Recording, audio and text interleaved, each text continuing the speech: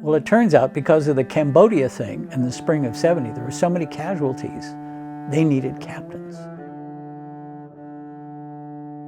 He was the officer who taught me things like, the leader eats last. The reason is, then you see what the last soldier in front of you got fed. And he said, you're responsible for these people. That's what your rank means, is you're responsible. You're not the biggest, obviously. You're not the smartest, you're not the most experienced, but the reason you are given authority is because you are responsible. This is Kyle Hunter and Elijah Fleming with Don't Mean Nothin. We're here with Ned Ricks. Ned is a 25-year Army veteran, retired as a major. Ned did a tour in Vietnam with the 1st Squadron, 9th Cavalry of the 1st Cavalry Division, and was a commanding officer of Troop C, 1st Squadron, 10th Cavalry Division. Ned has served all over the world, retired with a Bronze Star and several decorations in his time in service. We're excited to be here with him, hear his story, and we're going to do this one a little bit different and kind of let Ned take the reins instead of having me ask questions throughout. So we'll start out. First of all, thank you again, Ned, for having us. And let's start with childhood. Where'd you grow up and how was your family life? Well, family life was very 1950s nuclear family. Mom, dad, 2 older brothers. Grew up on a farm in Uniontown, PA, south of Pittsburgh. So as preparation for the Army, I was kind of lucky. Got to tramp around over 300 acres of rolling hills and woods and that kind of stuff, Boy Scouts, all that sort of thing. There were just the 3 brothers, so not much opportunity for team sports unless you were at the schoolyard. And then on recess, maybe you could squeeze in some baseball, something like that. But it was mostly individual stuff. Also, as preparation for the Army, I was very fortunate that we were able to shoot guns on the farm.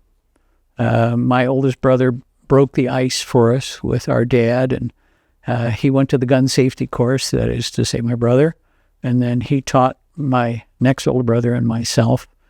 And so by the time I got to the Army, guns were just a tool. It was a machine. So I was comfortable with that. I was comfortable with tromping up and down on hill slopes and across fields and through the woods. So that was all good for me. When I was a teenager, the family relocated to Tampa, Florida. So I went to high school and college in Florida. Went to Stetson University, which is in the county seat of the county that includes Daytona Beach. So in that regard, I got exposed to the tropics from being in Florida. At the time that I was a young man, the draft was in full force and effect. I remember the evening we were sitting around the dinner table on the farm back in Pennsylvania, and my oldest brother expressed an interest in going to West Point. Now consider that in the era we're talking about, Dwight Eisenhower was the president. He had been the general that saved in Europe. All of my parents' friends had served in World War II or Korea, or in some cases both. The VFW, the American Legion, were a big deal in our little town. Uniontown, PA is the hometown of General George Marshall. Many people don't know that, but we knew that. At one time, I had a signed studio portrait of George Marshall as a 1-star general autograph to my grandfather. I've since lost it in a house fire, but that's the environment that we were in. So John announced he wanted to go to West Point. And my dad said, well, that makes good sense. First of all, you get free education at West Point. And since each of you boys owes at least 2 years military service, it makes more sense to be an officer than to be a private. And at this point, I was like 7 or 8 years old. And I remember thinking to myself, oh, time out, what's this 2-year thing? And so the explanation was, if you got drafted, the Army would get you 2 years. They could do with you as they will, whatever job, whatever place. If you signed up, you were obligated for more years, but you had a vote on what you were going to do or where you're going to be or so forth. if you went to the, quote, easier places like the Navy or the Air Force, it was even more years because they knew they were an option to being drafted to the Army. So I was aware of this. Now, John applied at West Point. He took the entrance exam, came in number 2. They said, go to a civilian college, heavy on science and math, try again. As it worked out, he got his commission through ROTC. So I became aware of ROTC through my older brother. When I went shopping for colleges, one of the things I was looking for was an ROTC program. So when I was going to Stetson, I immediately signed up for ROTC, and it was something I was good at. I mean, as I mentioned, the mentality when you're kids was, it was war movies on TV. One of the places that you went to spend your 35 cents allowance was the Army Navy surplus store downtown. So, it was something, it was just natural. And so I went to ROTC. In the middle of my sophomore year, my dad informed me that the family business was not doing so well financially, so my 4 years of college weren't necessarily going to be back to back to back.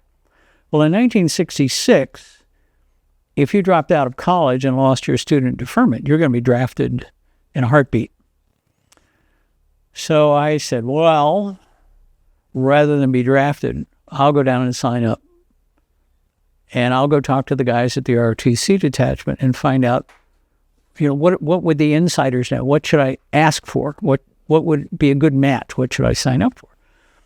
So I stopped by the ROTC building, and the only person, as I recall, who was there was the colonel, who was the head ROTC guy. So I went in and reported and told him my story, and he said, oh my God, don't do that. What? This piece of paper that I'm signing right now is for you to get an Army scholarship to finish your college education on the Army. But very fortuitous that I stopped by to ask him. So it was one of those things where he said, now you understand, if you accept this scholarship, you will have to accept a regular Army commission if it's offered to you. That's why I was there.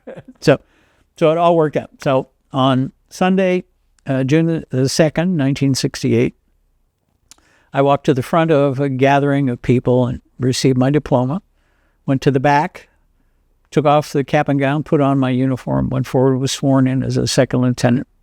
So that was Sunday. On Wednesday, I reported for duty at Fort Jackson, South Carolina, to train infantry soldiers to go to Vietnam. So there I was, the newest second lieutenant in the United States Army. My cotton uniform still wouldn't take starch. They were so new that I was the new guy, and I was going to train others. Well, the good news for me was that our job was very much like a homeroom in your high school. We were to make sure that that is to say, the trainees got to the appropriate place where training was going to be presented.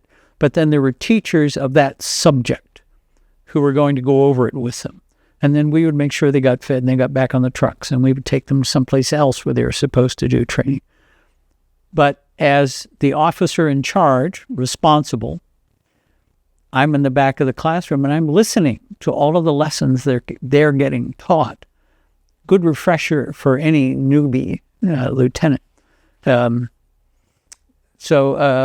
then I went to Armor Officer School. It was a peculiar setup at that time. So we're talking calendar year 1968. But as of September, the military began fiscal year, money, 1969. So the reason I didn't go right to armor school was the funding wasn't there until the new fiscal year began. So I went to Fort Knox, and I was in class 1-69 RA, regular Army. If you were a reserve officer, when you went to the Armor Officer School, it was like 8 weeks long. Regular officers, we were there an abbreviated time. It was like a month, 6 weeks. The rationale was, we have to teach these reserve officers everything because they might end up being the assistant commissary officer someplace and never get to an armor unit. So we need to teach them everything. But you regular guys, you're going to go to line units and you'll pick up a lot of this stuff on the job. Oh, wrong, please. We could have stood the education in the school before you have to go do it. But, so here's an interesting sidebar. Our class commander was the ranking guy. And this was a guy who was a West Point graduate, obviously RA. He was a West Point graduate.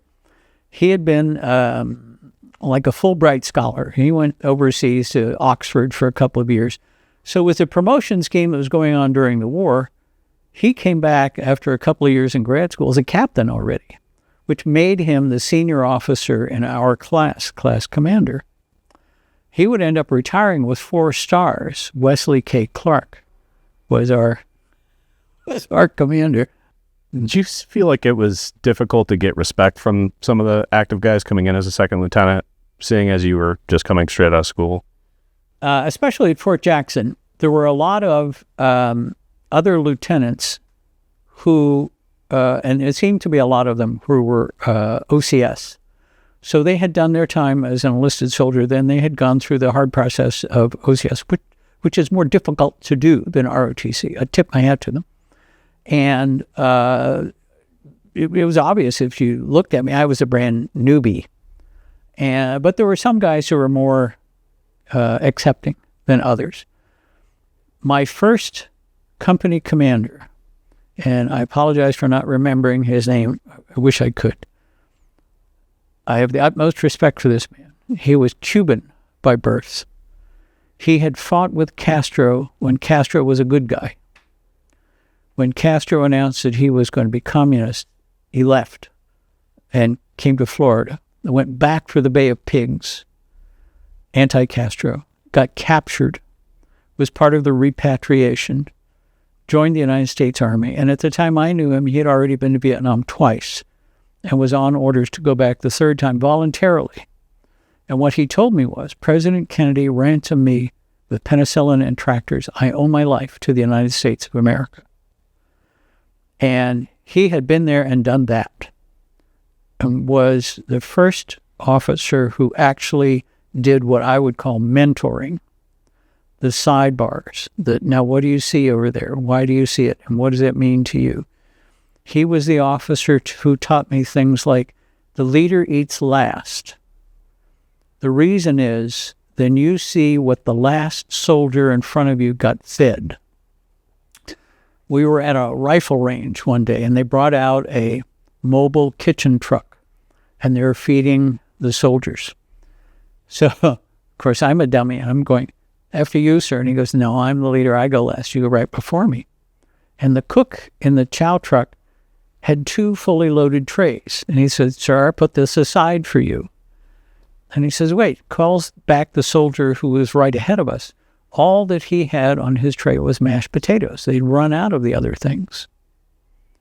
And so the captain says, here, you take my tray. I will take yours. And we summoned another soldier back, and he got my tray, and I got his. And then the captain had words with the cook about portion control, because he was seeing some soldiers were not getting all that they should.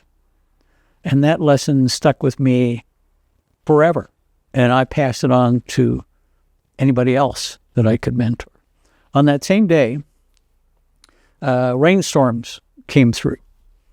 And so I go over to the Jeep that we rode out in, and I'm rummaging among the stuff I brought. And the captain says, what are you doing? So I'm getting my raincoat. And he looks around and he says, do the troops have raincoats? No. He says, do they have ponchos? No. Why don't they have ponchos? It wasn't on the equipment list for today. Who made up the equipment list? I did. He said, if they don't have a poncho, you don't have a poncho. Next time, you will make sure they have ponchos, won't you? Yes, sir. And other practical day-to-day what it means to be an officer stuff.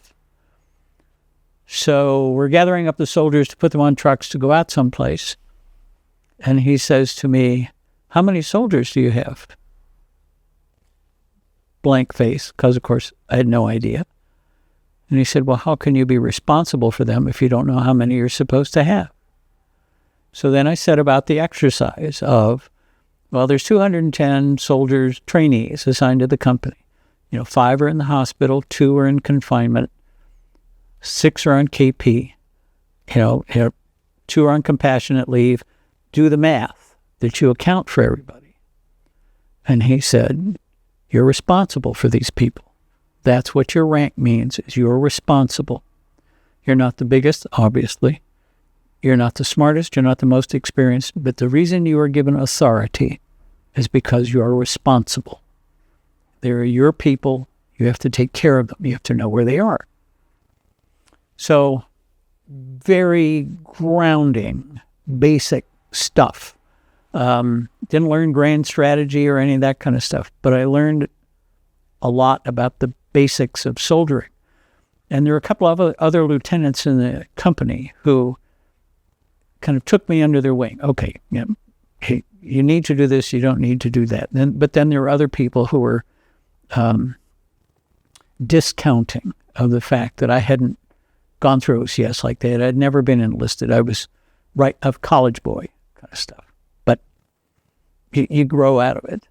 And then when you get to something like the Armor Officers Basic, all of the guys in that class were regular Army. So either they were scholarship guys through the ROTC program, a lot of West Point guys from the Citadel. I'll circle back to that story in a sec. Guys from the Citadel, guys from Norwich up in New England. At that time, Penn Mill existed, VMI, all the same, all regular Army officers. Our dates of rank were identical. They were all published on the same general order, ratified by Congress, so forth. So, to circle back to the Citadel story, when I was an officer cadet in ROTC, one of the things you did is between your junior and senior year, you went to an Army post and with thousands of other guys, and essentially the post shut down to give you this training, where you had to learn how to crew a mortar, shoot a bazooka, qualify on a rifle, land navigation, all this kind of stuff.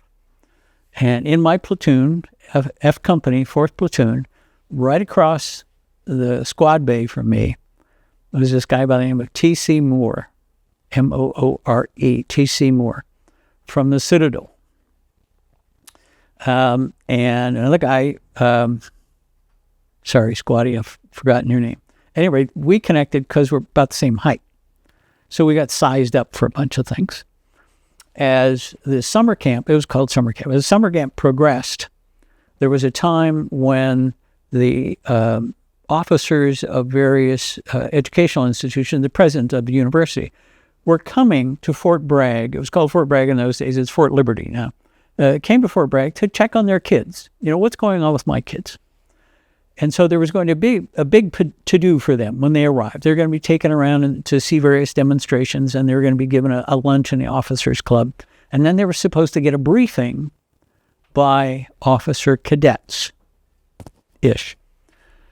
Well, as it happened, one of the officers from my ROTC detachments was in the leadership group of this student company that I was in. He kept putting me from, Ricks can do it, Ricks can do it. Come on, man. Anyhow, as you can tell, I'm a gabber. So they said, well, we need somebody to give a briefing to these college presidents. And he said, use Ricks. Okay. So I got tapped on the shoulder and said, what we're going to want you to do is give this talk where you're going to talk about some of the pieces of equipment that you've been trained on while you're here. And you'll need a couple of guys to be Vanna White, to be the demonstrators. Well, I may be short, but I'm not a dummy. I also want short guys. I don't want tall guys standing behind me. So I picked T.C. Moore and Squatty. You can guess why he's called Squatty, because he is my size. So we get taken out of training to go practice our presentation. And we're to present uniforms, and they're going to make sure they were laundered correctly, so good starch and all this kind of stuff. So we gave our demo. And we're on our way back to training, and the sergeant, who was our keeper, took us aside, and he said, okay, now understand, you're cadets again. You ain't nobody special. You got a shot in the ass with a glory gun. You got to go to lunch at the officers club. Now you're going to go back and get sweaty and dirty. Forget that stuff. You're here to do this other. Okay. That's 1967. So 1968, I'm in the RA class. T.C. Moore is in the RA class with me. Oh, no. Small world. I love that part. If we go fast forward to the spring of 1971, I'm commanding C Troop. We're having some kind of squabble, and we call for air support. So I'm talking to the Cobra pilot that's flying in from our Delta Troop. And I'm listening to this guy's voice. Boy, that sounds familiar. Said, are your initials Tango Charlie Mike? And he comes back and he says, are your initials November Bravo Romeo? And it was me. Yes, that was T.C. Moore. He'd gone to flight school. He's going to fly gun support for me. So I tell him where the trouble is, and so he's going to fly in. Up. What was the SOP at the time is when they got ready to what they call roll in hot, when they're going to go shoot, they key their microphone. Now, when you have a hot mic, that is to say, the FM radio is keyed to transmit. They can't receive. And the idea is that he will tell you what he's doing so that you're not surprised. You can adapt, dodge, duck, whatever is going to happen. But he can't hear you because his radio is outgoing. So I hear him tuck, tuck, tuck, tuck, tuck, tuck, and I know how it goes because I've been in the 1st to the 9th. So this Cobra is up there, bup, bup, bup, bup, bup. And he makes a turn and he noses over and he says, rolling hot. Okay, so the mic is hot. And I hear him say, rolling hot. And he goes, oh shit. And immediately I'm like, it's futile. And I'm on the radio going, TC, oh shit. What's oh shit? Why are you saying oh shit? TC, you're saying oh shit. What is it? And blah, blah, blah, blah, blah, blah, blah. He goes up and then he lets off the mic and I'm going, TC, what's oh shit? He said, I dropped my pencil. Don't oh shit when you're flying over me with a Cobra helicopter. That was TC Moore. We never met face to face, but we were assigned to the same squadron. He flew gun support for me. And I found out he died in the last 2 years. So that was RA course, and Wes Clark was a company commander. And then from there, at the end of armor officer course, then I was assigned to go to Ranger School. Up till 1968, if you were commissioned in the regular Army, you had an option.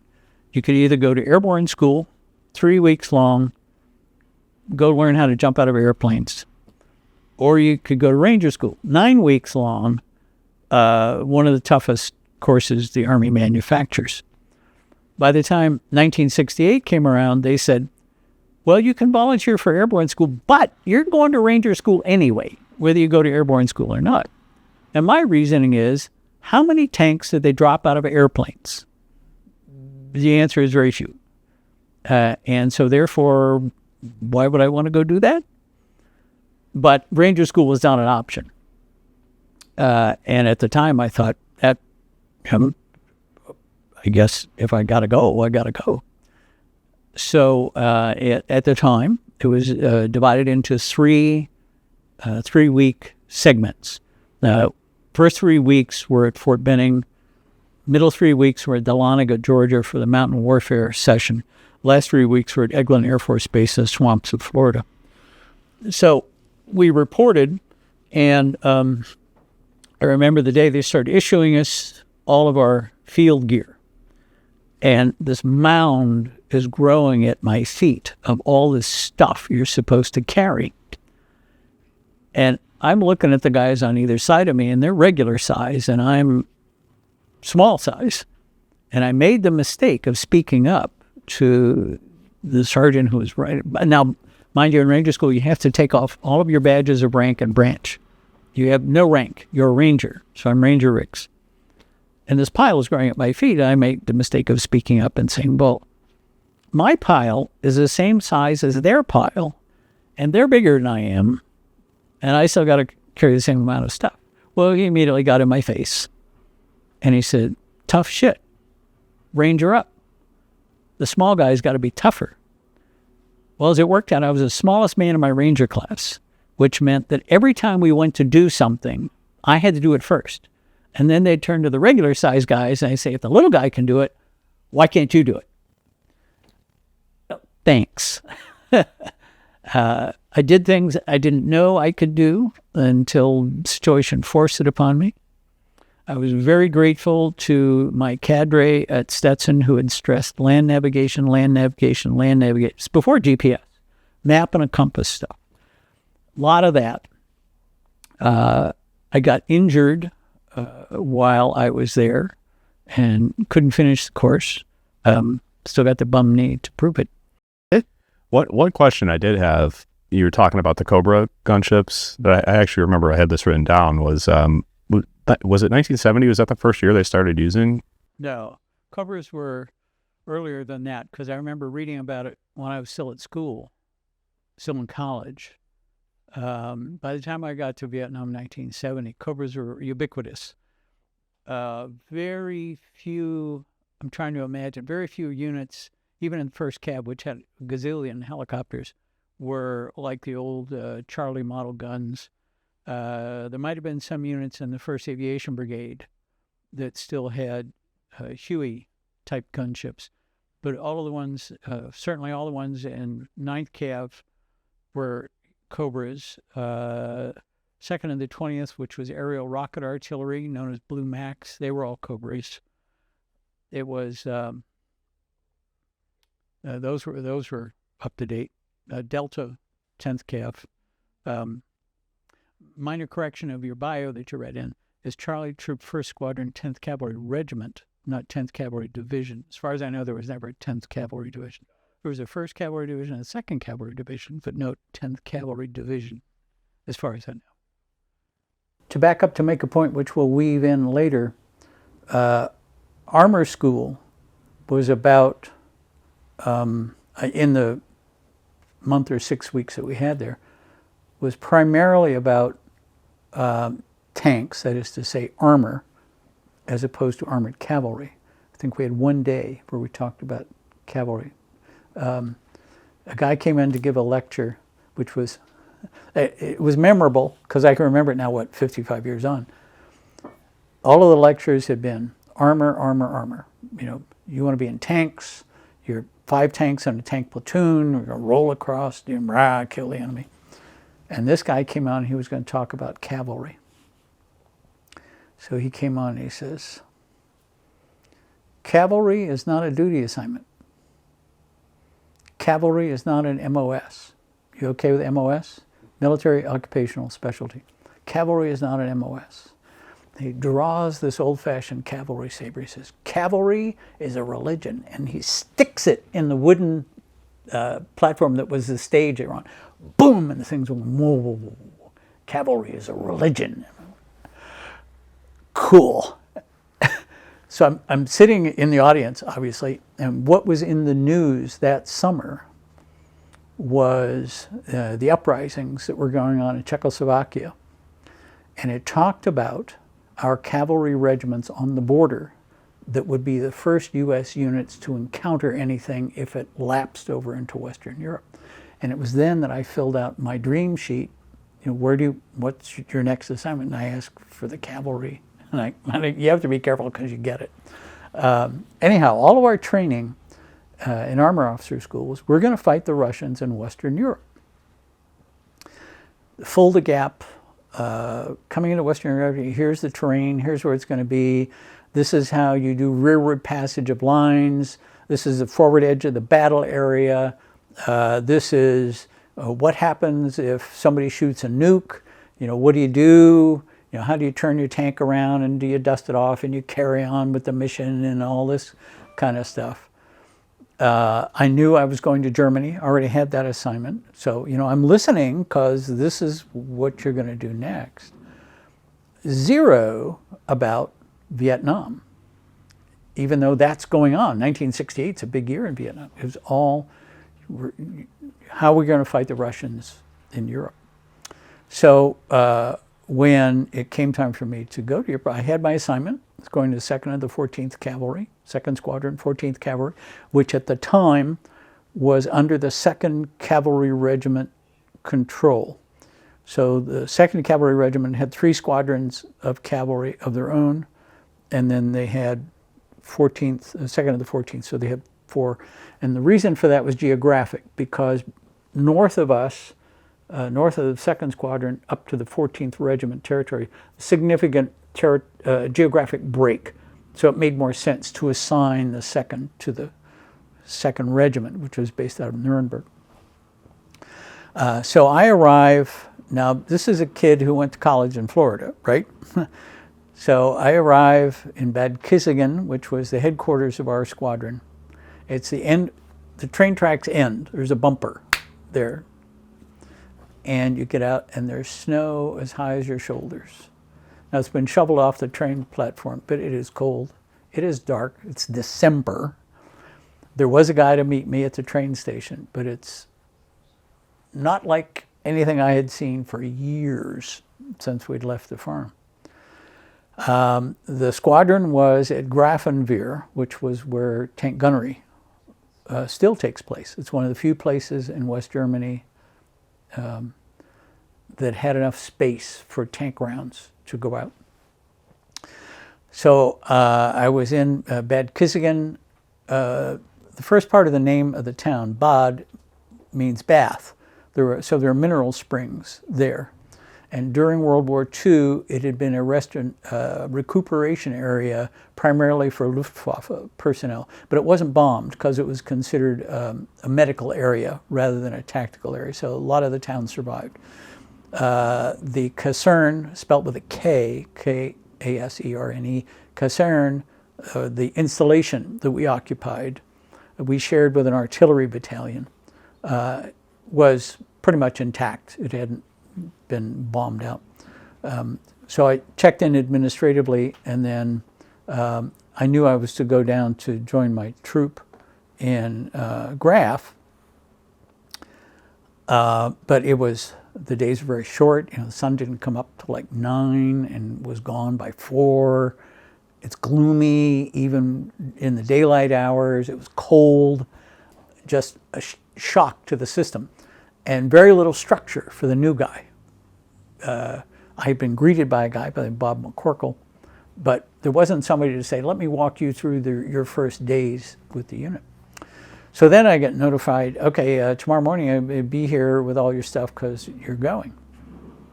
If I can back up a sec. One of the first things that I was issued that was way above and beyond anything I'd ever experienced was I checked in with the S2, that's the intelligence guy. I was given a briefing on the border because everybody was going to be on the border at some time. So I was given a briefing about how the border worked and the setup. And then I was issued maps. Every officer had to have their own set of maps. So I'm given this big cardboard tube, about that long and about that big around. Do you need all this for that? Oh yeah, it's full of maps. Well, again, fortunately for me, our cadre at school had been very big on map reading along with land navigation, how do you handle maps, all this kind of stuff. So I went back to my room in the BOQ and I took out all these maps and laid them out, and they went 40 kilometers east of the international boundary and 60 kilometers west of the international boundary. So on a 1 to 50,000 scale map, imagine how big that has to be to cover a total of 100 kilometers either way. So I'm busy snipping off margins and taping them together to make one really big map sheet. Then the question arises, okay, Lieutenant, now you got this one really big map. How do you carry that sucker? Because you're supposed to have it with you at all times because you never know when the balloon is going to go up. Well, fortunately for me, there was a guy, an American, who traveled around to the various Army bases, and he sold this little stuff that wasn't issue. So I ended up with a zipper map case that was heavy, clear plastic, so you could write on it with China markers. The thing was as big as a bed sheet, so you folded it up. If nothing else, you could keep the rain off. But it would hold these maps if you folded them just the right way. But right away you get an idea of you have to be ready to take this map to war at any time. They could come at any time. You just don't know. So I had all my maps, had all my gear, and somebody had come back to Bedkissingen for some reason, and now they were going back to Graf. Report at 5 in the morning, you're going to ride in the back of his Jeep. No conversation. If you've ever ridden in the old M151 version of Jeeps, they're noisy, particularly on the highway. And a little four-banger engine trying to keep up with Autobahn traffic, and canvas flapping in the wind. It's cold, it's noisy. So I arrive at Grafenbeer, I meet the squadron commander, and he sticks his head together and he's talking with some other things, and then they say, "We have an idea for you." Well, sadly, I thought that was special. It seems that regimental headquarters, the S4, that is to say the staff officer in charge of supply and logistics, was leaving. And they had been tasked with nominating an officer for the job. So the squadron commander thought, I got this new guy. I've been getting along without him so far. If I can get rid of him up the regiment, then I've satisfied a requirement, and it's no skin off my back because I never had him anyway. So I spend the day shadowing this fella. It's like he spoke a different language. As a lieutenant, your line of sight is this far, and he's this far. He's providing all of the tank ammunition for all of the gunnery that's going on, plus the fuel and everything else. And I'm lucky I know where the bullets go in a tank, and he's talking about truckloads of stuff has to go here and there. So while I'm riding around with this guy, we meet the regimental commander, a colonel. And the guy says, "Look, this is my replacement." And so the colonel says, "What's your background?" "Well, I just got here." "Where were you before?" "I was at Fort Knox." "Where were you before that?" "Fort Jackson." And he goes back to the squadron commander and he says, "This will not do. This kid barely knows where to lace up his boots, let alone be my guy." So I'm given a platoon who's going through tank gunnery. The good news is, in a cavalry troop, the officers don't ride in tanks. Therefore, I did not have to shoot qualification with the tank. So when things wrapped up at Graf, me and my platoon and some others were sent directly to the border. It was in rotation. While the squadron was at Grafenberg shooting tank gunnery, there was another unit that had filled in for us. It didn't usually go to the border. So we go out. I'm given this big, thick document of mimeograph pages. "Read this. This is your instructions for the border." "Oh, okay. Well, I'll take it with me." "Oh, no, you don't get to keep it. You read it and sign the piece of paper saying you read it, and then you're responsible for everything inside." You can tell how I feel about that. So we get out to the border, and we have to assume the patrol schedule. We have 2 manned outposts that overlook the East German border. We have motor patrols every day, several times a day. Foot patrols sometimes. The foot patrols can go right up to the international boundary, which when you can see it, snow obliterates. It's just painted rocks on the ground.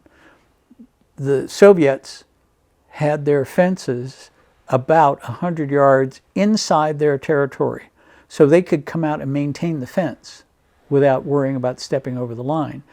But we had to worry because they were very jealous of the territory on the east side of the rocks. So you had these multiple layers of fence. We knew that they were mined. There were watchtowers. The watchtowers were set up so you couldn't see in. They had just a little view slot, and there was a solid background, so that it isn't like you could see somebody breaking the window line that you knew that there was somebody in there. You never knew if they were manned or not. Lights. It was like a football stadium, all up and down the international boundary. And when you patrolled there on foot, you had to go with Germans. So that local German paramilitary were a cross between the National Guard and the Border Patrol. And they were called the Bundesgrenzschutz. Grenze being the German word for boundary. Bundes meaning the federal government, and Schutz meaning armed force. Bundesgrenze, called BGS. And these were local guys. Very little English. It's not like today with the internet where you could watch YouTube and pick up language. I had some German from school, but it was Goethe. It was classical poetry. It was, I could read it, and I had a few phrases, but by no means fluent. But it was me and one sergeant were the only guys who had any German. So whenever a foot patrol was on, it was either him or me who was going to go out. So did the border, and education in itself, just considering the possibilities of being out there. We did maneuvers. We had to go to a place called Wildflecken. It's not how it's pronounced in Germany. It's Wildflecken in Germany, which was the maneuver area. You can't just roll around farm fields. The Germans are very picky about tanks running over the turnip crop. So we had a maneuver area to go, and some other sidebar tales maybe we'll circle back to.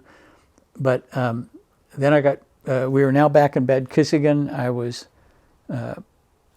They kept the duty roster. If you're familiar with how a duty roster works, so there's a task that everybody's going to have to take their turn doing it. And then on this form, you list the names of all of the people. In those days, it was all men. All of the men who would be called upon to do this duty. And then through a series of hieroglyphics, you kept track of, if you weren't available to do the duty, there was a mark for it and why. So as an example, officer of the guard at the home caserne. If you were gone at the border, that was one thing. If you were gone on maneuvers, that was another thing. But then by the time you came back to garrison, you had been excused for so many days. Now all of a sudden, it's your turn. It's your turn for all of these things that comes up. So even though you're back at garrison, you're not at home. You're not in your room. You're doing all of these things. So we're catching up on all that stuff. And so then there was a squadron officers' breakfast. We're going over the news. And the colonel gets up and he says, okay, we have some reassignments, internal reassignments coming up. So Lieutenant Ricks is going from 1st Platoon of F Troop. He's now going to become the executive officer of H Company. Let's talk about the organization of an armored cavalry squadron. So in an armored cavalry regiment, typically you had 3 maneuver squadrons. In the case of the 2nd Regiment, obviously the 4th that I was telling you about. So in our squadron, you had troops, EFG, Echo, Fox, Gulf. And then you had a tank company, pure tanks, that was meant to be the extra hitting firepower in case we were actually fighting. That was H Company. We also had a battery of self-propelled 155 artillery called HOW, short for howitzer battery. So I was going from a platoon leader in a cavalry troop to being the executive officer of the tank company. So my platoon of cavalry was 10 vehicles. Now I'm going to be the executive officer of a tank company. There's only 15. I take it back, 17 tanks in the whole company. 5 tanks to a platoon, but there's only 2 officers, the commander and me. So on the given day, which was a Saturday morning, I was to go down and report to my new unit. So I do the appropriate thing. I put on my greens, which was in those days the equivalent of an Army business suit. It was a 4-button blouse. You wore necktie, saucer, cap, and I'm going to go meet my new commanding officer. So I'm going down to the door, and here he comes out. He's in his field gear, and he's loading up his Jeep. He's another 2nd lieutenant, but he's senior to me. So I'm reporting. What's going on? He says, well, you're in charge. He's going with all of the other commanding officers for a map exercise. They're going to go drive. It's like a terrain ride in big time schools. He's leaving. Oh, okay. So no sooner do they go out the gate than the siren goes off. It's an alert to practice what would you do in case the Russians came. So now it's falling all to the second level guys. Well, that's fine and good. But I've been the executive officer. You could time it on your watch how long I've been the executive officer, and I'm in my dress uniform. Got to roll anyway. So that was how I started with H Company. So I'm, again, in water, just up to my nose, really don't know a lot of the details of what I'm supposed to. I'm learning constantly. On a given day, I get called to the squadron headquarters, which was, okay, what am I getting chewed out for this time? You're going to Stuttgart for an interview. I am? Yes. There's a new chief of staff for the Corps headquarters. Every subunit of the Corps is being called upon to send a lieutenant to be interviewed. You're the guy. You're going to be interviewed. Okay. I did get one bit good of advice. If you're going to the Corps headquarters, go the night before and stay over. Cannot be late, which was fine with me. I got this thing about punctuality anyway. I'd go the week before, case the joint, but that's not an option.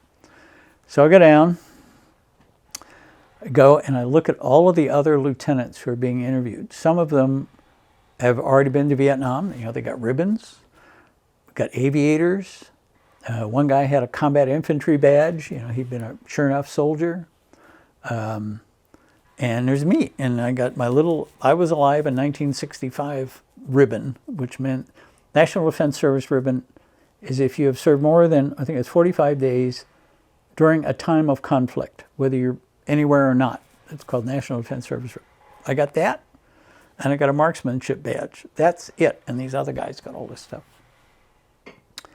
So the general, Bert L. Mitchell, Brigadier General, he's going to save time. He's going to interview everybody all at once. So we go into the general's office, and there's sofas and side chairs and everything.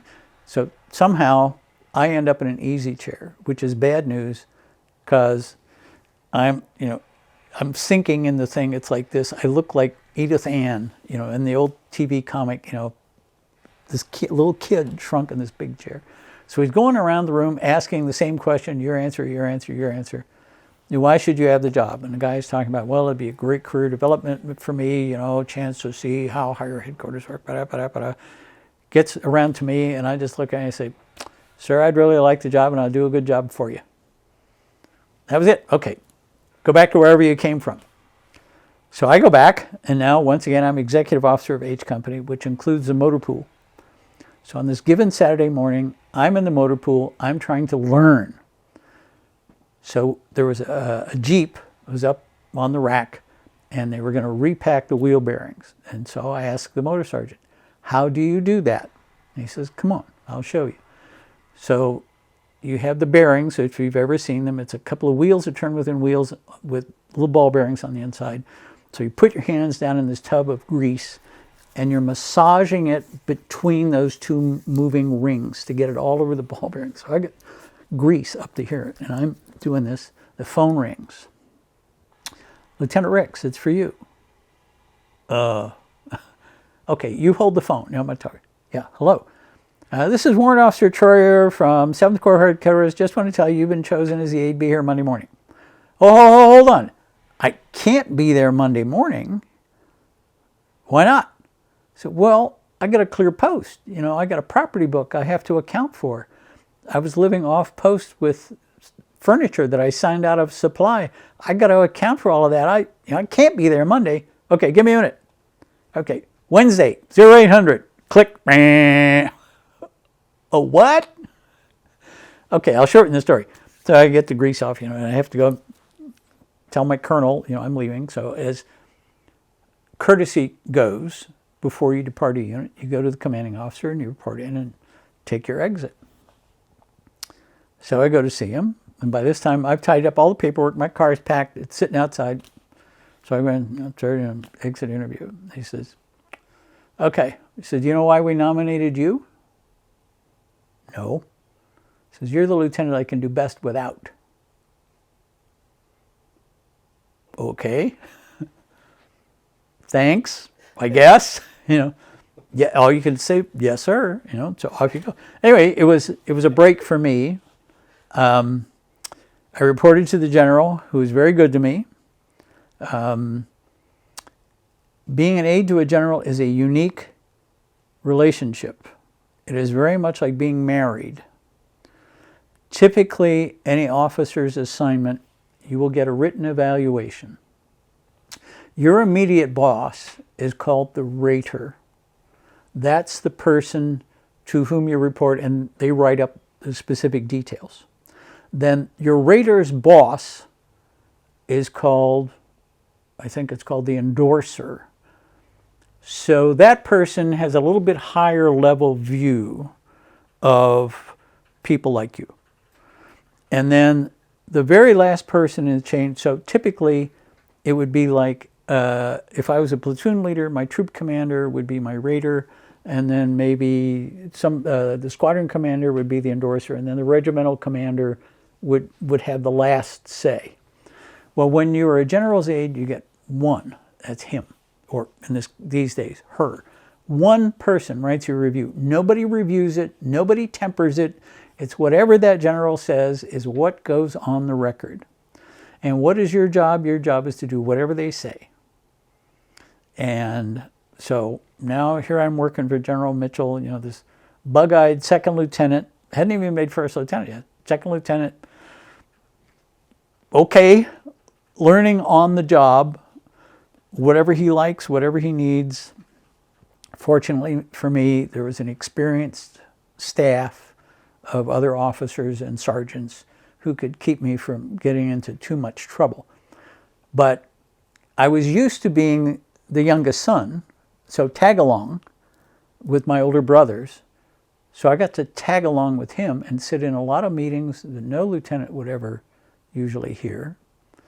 I got to be in the company of very experienced senior colonels on the Corps staff that normally wouldn't have a word for a lieutenant, that now you're there all the time and they interact with you.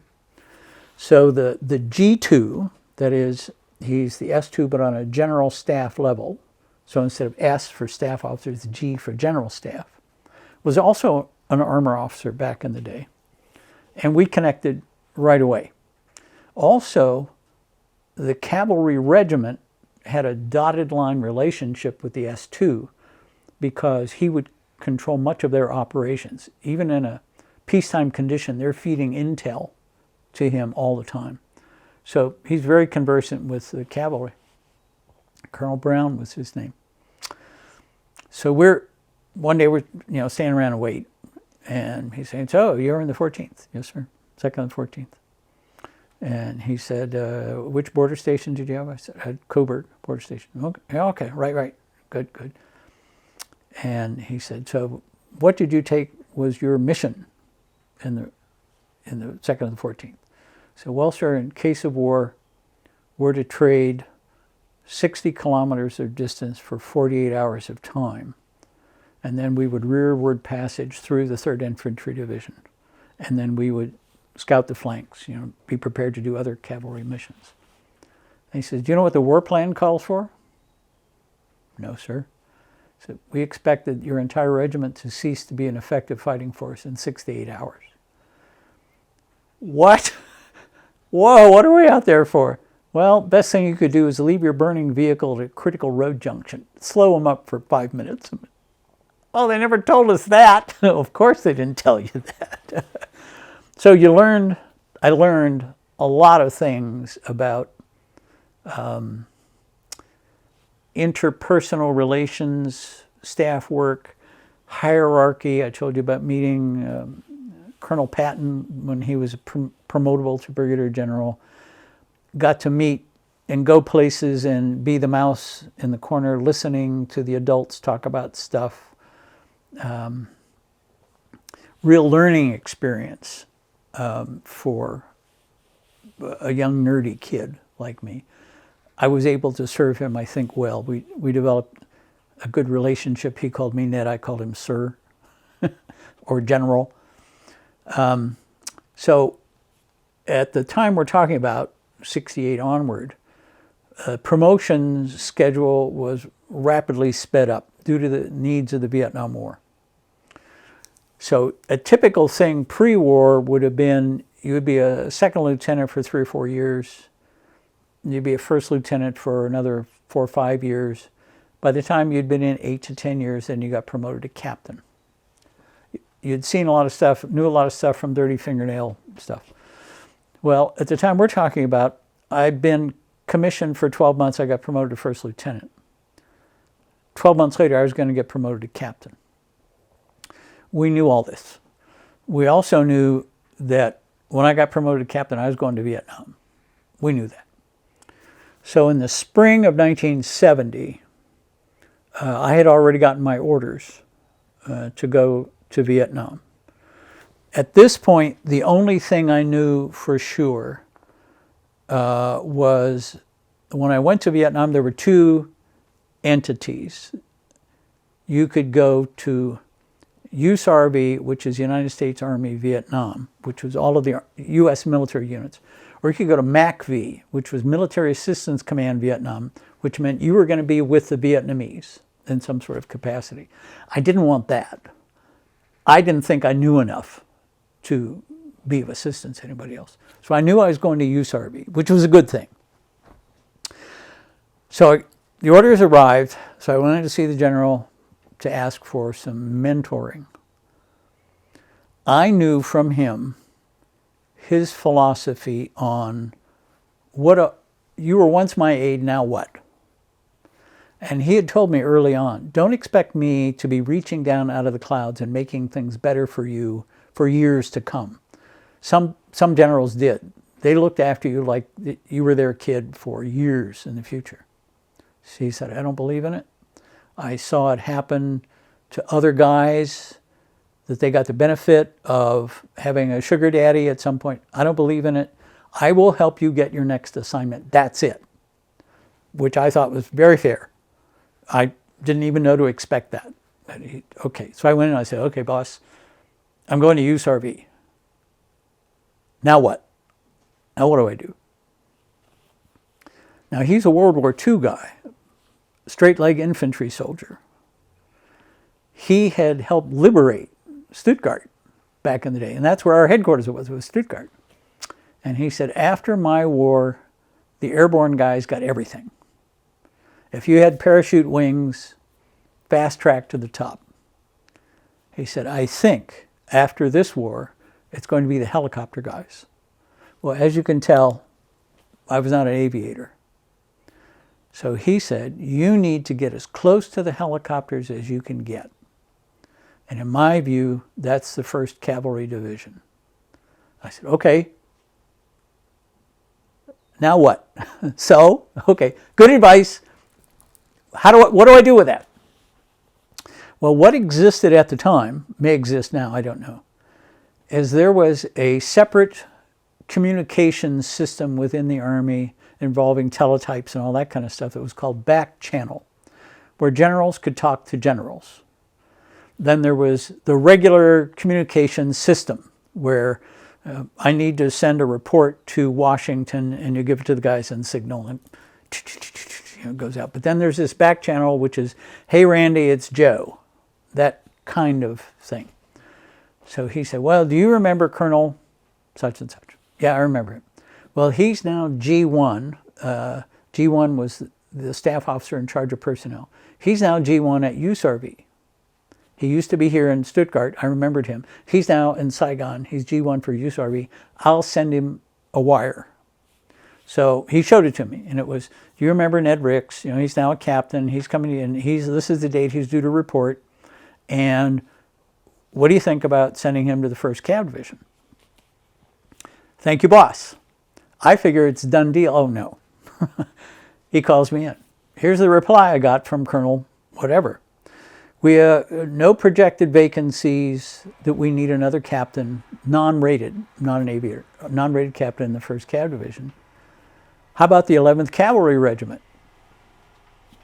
I think that's very cool. You know, I knew Patton had that outfit, and they were hell and glamour guys.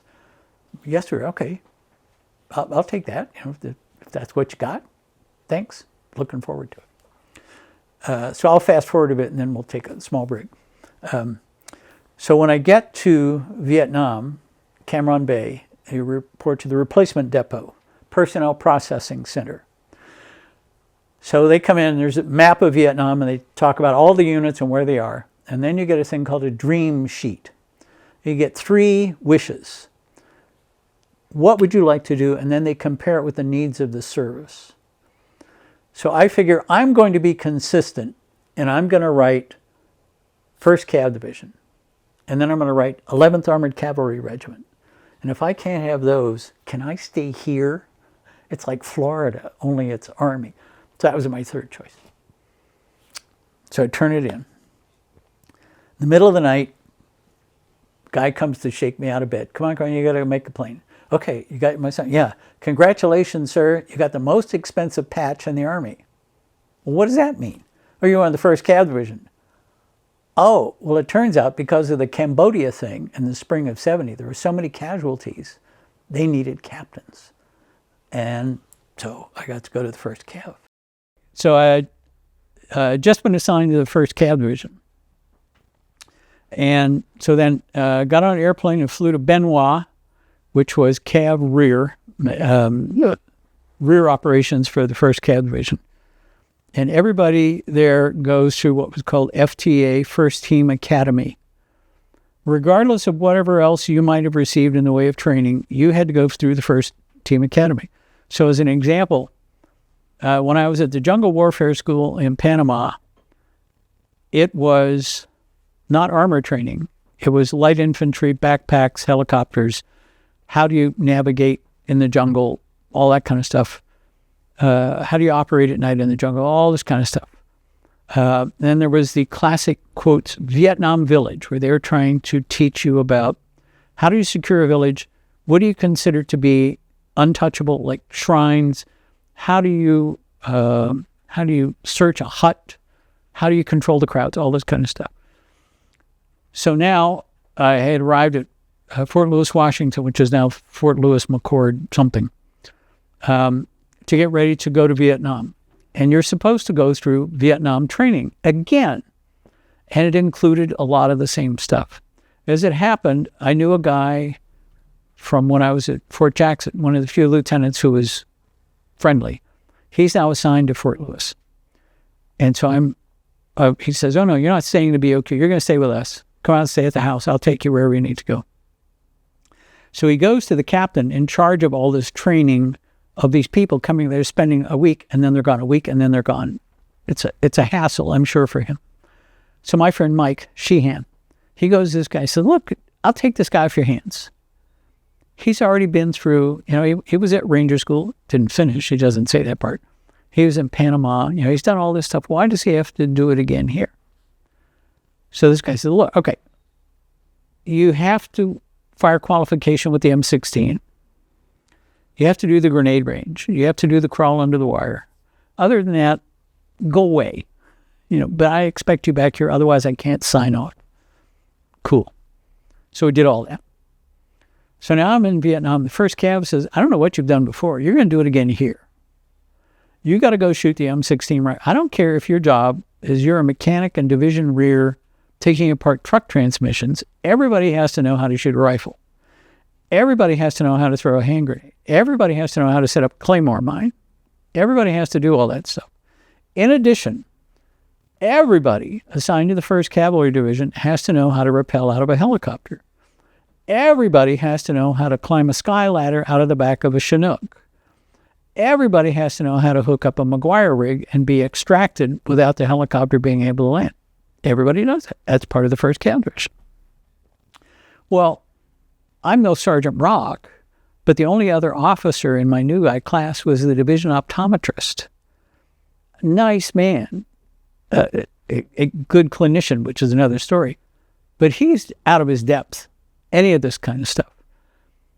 So fortunately for me, with my little bit of extra time in the Army, I was able to help him through. So part of First Team Academy is you get a briefing about Where is the division located? What are the units within the division? And you get a 3-wish dream sheet. So the guy's talking about, well, this infantry brigade is over here, and this infantry brigade is over here, and this support command is here, and this infantry brigade is over here. Where's the cavalry? This is a cavalry division, right? Yes, sir. Where's the cavalry? Oh, that's the 1st of the 9th. You don't want to go there. Why do I not want to go there? Sir, nobody goes home from the 1st to the 9th, implying everybody gets killed. Well, first of all, I learned critical thinking in school, and that's bullshit. I didn't say this to him. But you got clerks, you got bakers, you got mechanics. There's lots of people that aren't going to get killed, but the reputation was everybody gets killed. So he said, every go to lunch, when you come back, then we'll fill out dream sheets. So near where the FTA was occurring, we lived in Quonset, was a little branch of the officers' mess, officers' club. Probably not bigger than this living room and this dining room together, but it had a bar, with a rail, and the whole thing, and a place where you could get a sandwich for lunch. Well, of course, at noontime, place is packed because everybody is in there at the same time. So I go across to get my lunch, and usually at the bar, you have to wedge yourself between 2 guys to get to the bar. Here's this guy standing at the bar in a flight suit, which was a brown Nomex material, and this black cowboy hat, and a 6-gun cowboy belt. And there aren't people within 3 feet of him on either side. In this place, it's usually jam-packed. There's a space on either side. And I'm thinking, has this guy got bad breath? What's going on? So I walk up to him. And it was a warrant officer, aviator from the 1st to the 9th. And I make some comment to him about, don't they give you a ration of shit for wearing your hat in the bar? As you probably know, or your viewers may know, the tradition at the time was, if you crossed the threshold of an officer's club with your hat on, and somebody could get to the bell behind the bar before you got your hat off, if they rang that bell, you owed everybody in the club a round of drinks. That could be very expensive. Plus, the opprobrium of wearing your hat in the club. So don't they give you trouble wearing this hat in the club? Now, I'm a captain, he's a warrant officer. In theory, I outrank him by a bunch. He just says, I don't give a shit. He said, I'm not going to take it off and leave it on the hat rack and have some asshole steal it. He said, if I put it on the bar, it's going to get wet and takes up space where the drinks could be. If I put it on a chair, somebody can't sit there, or somebody might sit on it. I'm going to wear it, and the hell with them. And nobody is saying boo to this guy about it. And I looked at his hat. I could read the number on the cab, and I thought, this is very cool. This is very cool. So we get back to the clerk to do the dream sheet. I put 1st Squadron, 9th Cavalry on top. He goes, oh, sure, you don't want to do that. You don't want to do that? Yeah, I do. I'm a cavalry officer by mentality. It's a religion. I want to go to the cab of the cab. Well, typically, the FTA was 3-4 days. It was just really enough time for the personnel to do the processing. In the meantime, they're making sure that you're basically competent to be in a war zone. Everybody else in my Quonset gets orders, and they leave. I'm still there. 1 day more, 2 days more. Now there's another batch of new guys who are coming in and going. Finally, I go to the personnel clerk, and I said, what's up? How come?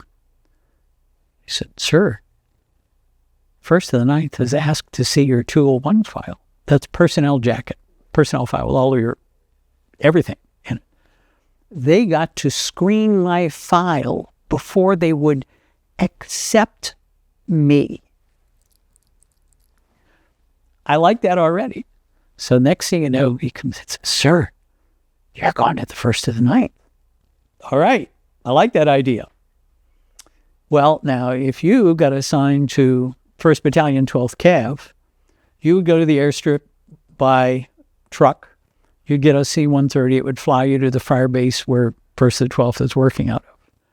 They come to me and they say, you're going to the 1st to the 9th. Oh, okay. I'm packing my stuff. And they said, your chopper is waiting on the airstrip. Even more cool. So I go out at go report to the colonel. Robert H. Nevins, Jr. of sainted memory. Colonel Nevins was the best. Anyway, I report to him. And he says, equivalent of, welcome to the 1st of the 9th. He said, our adjutant is leaving shortly, so we wanted to snatch you up. In the meantime, you're going to work in the operations center till you find out how things go. Okay, I'm for that. So he put me under a very senior captain, Chuck McMenemy.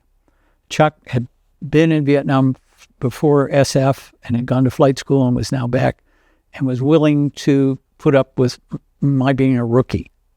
And so nursed me through a bunch of stuff. And there's some sidebar stories we can go into with that. To teach me what's the Air Cav all about.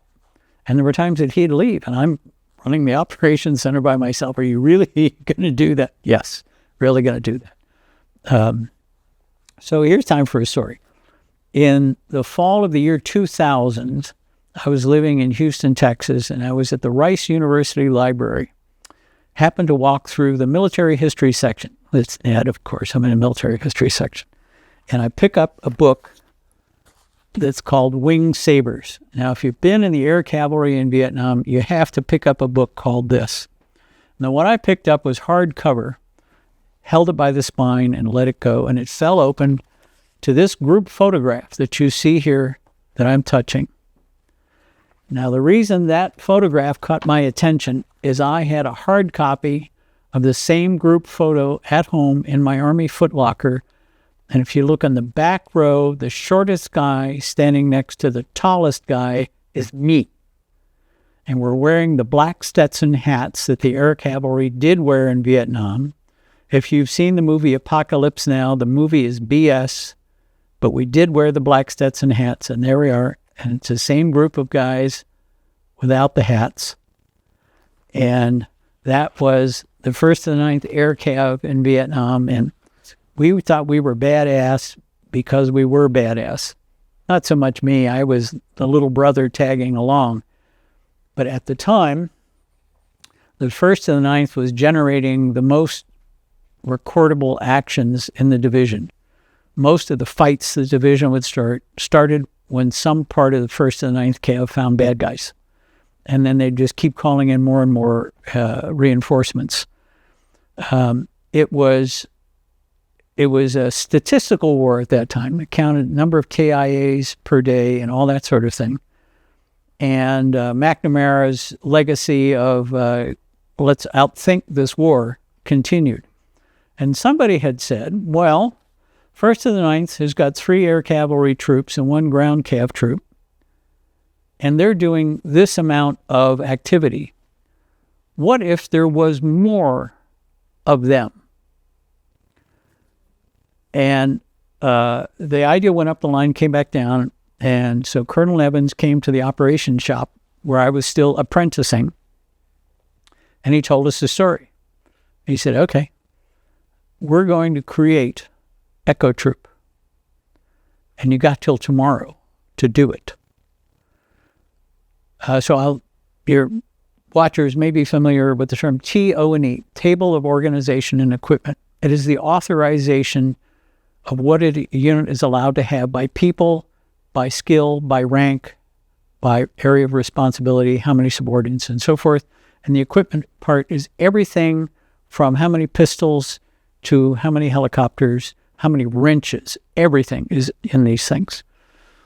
So we brought in all of the TO&E for every unit that we thought we were going to need that was in the 1st Cav Division at the time. And by line item, we were to construct another air cavalry troop. So we had the TO&E of an air cavalry troop, and we had to find everything that was in there from someplace else and make up our shopping list. There was a debate going on at the time. Do we reassign these people from that unit to ours, or do we borrow them, like on a conditional receipt? And the answer was we were going to reassign them. We were going to create this new unit. So anybody we picked to draft from these other units was going to be reassigned to the 1st of the 9th. And they told us, you got overnight. to do this because we have to take the decision back up to the division headquarters with our shopping list. So we did that. We pulled an all-nighter. It's like college. Pulled an all-nighter constructing this T&E. Got to know it very well. So in the space of a couple of meal cycles, we created Echo Troop. The first commander of which was going to be Major Bert Chole, C-H-O-L-E, also of sainted memory. Love you, Bert, who wrote an excellent book about this, if you can find it, where he has all of the charts and all of the nuts and bolts. He took charge of Echo Troop right away, and they had an immediate effect right away. Welcome to the Air Cav, young man. So one thing I do want to mention, just to go back to when you said that the first of the ninth was badass, one of the first things that I read when I was doing some research on it was, it is estimated that the 1st Squadron 9th Cavalry was responsible for 50% of all enemy soldiers killed by the 1st Cavalry Division during the war, which I thought was quite the statistic. Yes.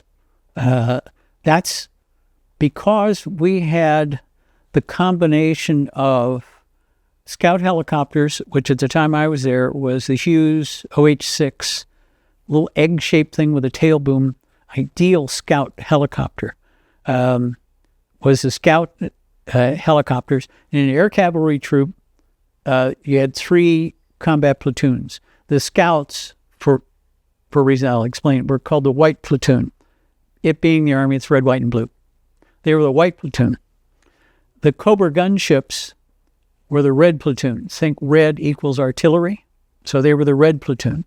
If you mix one scout helicopter and one Overwatch Cobra helicopter, you have a pink team. Red and white make pink.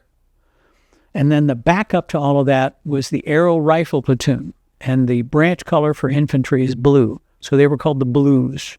They had Huey helicopters to insert them. And you had a platoon of infantry. So one of the things that would get an air cavalry guy's adrenaline tingling was when the call went out, we're going to insert the Blues. Because that meant there was something on the ground. And frequently, the scouts would find something. The gunships would shoot in support, and they would call for the Blues. And then there would be more activity by the gunships to prepare the LZ. The Blues would be inserted. And if they found enough that they started a fight, then there would be infantry battalions brought in. The Blues would be extracted. And we used to have somebody had done a real nice set of poster board charts of how a fight develops, showing the helicopters. And I was the guy who gave the show and tell for visitors, that I had my stories that I told with my charts.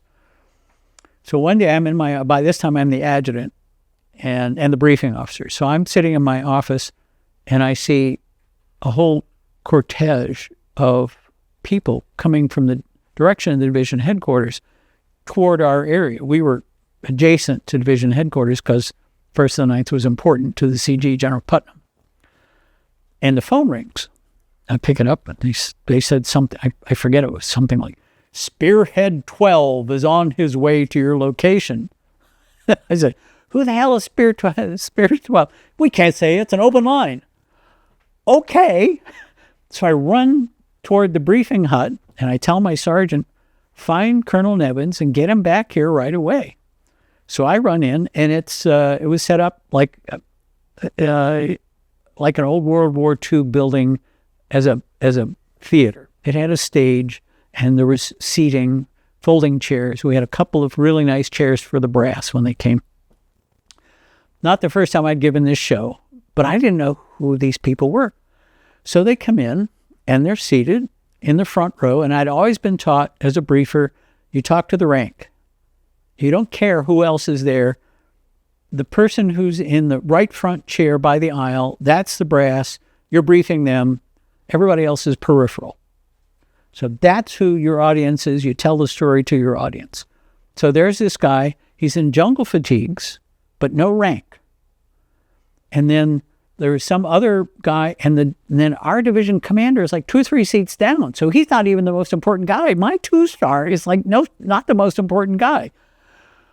oh my, who's this? So I get up and I have my pointer, as was very fashionable at the time. I introduce myself. Sir, I'm Captain Ricks. I'm the real S1 of the real Cav. We call ourselves the real Cav because the other units that called themselves cavalry weren't really cavalry. They were infantry, but we're real Cav.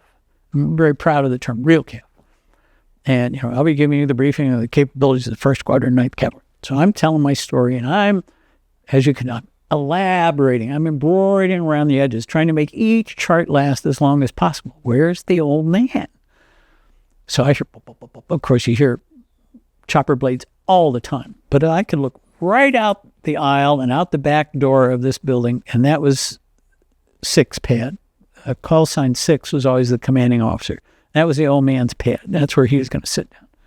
So I'm going through, I'm telling my story, and finally I get to the dreaded part at the end. Sir, are there any questions I can answer for you? Well, this guy reaches in his shirt pocket and he takes out a notebook. So then I'm focusing in, and where it usually says U.S. Army, it says U.S. Senate. And over here it says Tower. This was Senator John Tower. At the time, he was chairman of the Senate Armed Forces Committee.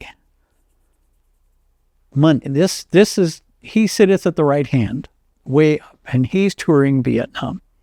Now, for your listeners, I'll have to give some of the jargon. I knew from sitting in on nightly briefings that when the maintenance guys were talking helicopters, there were 2 states. If a helicopter wasn't operational, it was not operationally ready for maintenance. Norm. That meant we haven't gotten around to fixing this helicopter. Or it could be not operationally ready for supply, meaning we don't have what we need to fix it. If you've satisfied NORS, then it was a matter of norm. This is not our fault. If we put in the request for the part and it isn't here, we can't do anything about it. This is supposedly something you can control, norm. We've got all the parts, we just have to get around to bending the wrenches. Okay? I knew the acronyms, but it wasn't my field that I was responsible for, so it'd go right over my head. So I get ready and I do my briefing. So then Senator Tower takes out this notebook. Says, Captain, your AH-1G helicopters, are you aware of the current NORS and norm rate? Dead silence. You could hear the ceiling fan go. And out the back door, I see the chopper sit down. It's the old man. He's out the door of his helicopter even before the rotor blades stop. He's putting on his cav hat. He's coming in the back door. Captain, NORS and norm rate of your AH-1G helicopters. And I'd always been told, I learned this sitting at the general's elbow in Germany, if you don't know the answer, you say you don't know the answer. Now, for most staffers, they say, I don't know the answer, I'll find it out, and I will bring you the answer before you leave today. But I'm just, and I just looked at him, I said, Senator, it beats the hell out of me. Again, you can hear the ceiling fan go around and around, and then he starts to laugh. Ha, ha, ha, ha. And then, of course, everybody else is laughing, which fills more time, thank God. And here comes Colonel Evans in the back door. And finally, the senator looks at me and says, Captain, that's the most honest answer I've had since I've been here. At which point I can say, sir, let me introduce Lieutenant Colonel Robert H. Jr., commanding officer of the real Kevin. He's giving me a look like, what have you dropped me into? And I, out the back door. So, yeah, the Air Cav was responsible for doing a lot of what the Cav division is supposed to do. That's why they wanted more of us. And that's why they gave us the latitude to get away with wearing non-regulation headgear like you saw in the photograph. And by the way, we made sure that the commanding general of the division had a Cav hat. Because if he's got one, we can't be doing anything wrong, can we? It's part of that kind of esprit. What can I answer now? Tell us about when you got there. How did you get acclimated to what the guys were doing on the ground? And were you a part of those early operations going out into the field with them? Are you talking about the Air Cav? Yes. When I was first working in operations is where I was learning what the capabilities were, what the terminology was. So as an example, one day I was there and the telephone is used inside the base, not the radio. And there was division calling down, and they were saying there was a motor convoy coming from Cavalry coming up to where we were. And they wanted it covered by aerial support. And so this guy says to me, I want you to bounce a pink team. Chuck, what the hell is a pink team? So he tells me, and then, had to learn, where do you tell people on the other end of the telephone, no, we don't have any available, or, it doesn't suit us, or whatever. Having to learn that dynamic, because, of course, your response as a junior guy is if somebody at higher headquarters says do that, you say, right, 3 bags full. But then you have to make somebody else do it.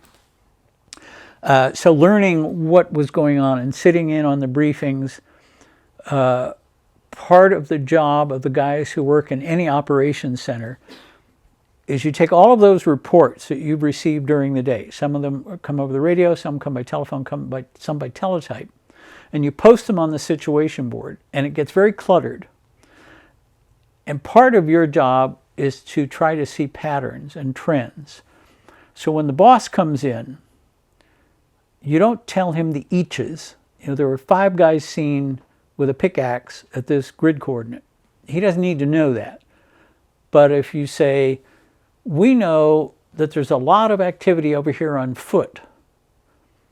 So far, we don't see that it's military activity. That might be a reason to send somebody out to look. But you don't have to tell him, there's a guy with a water buffalo. We can say, we see a bunch of this. So I'm learning this kind of stuff. Well, then by the time I move up to the adjutant's job, one day I came into my office, and piled on my desk was a flight suit, the fire retardant Nomex, a helmet, and the armor plate that we wore. Now these days, our folks have these plate carriers that the infantry wear. And those days, aviation guys had something that was called chicken plate.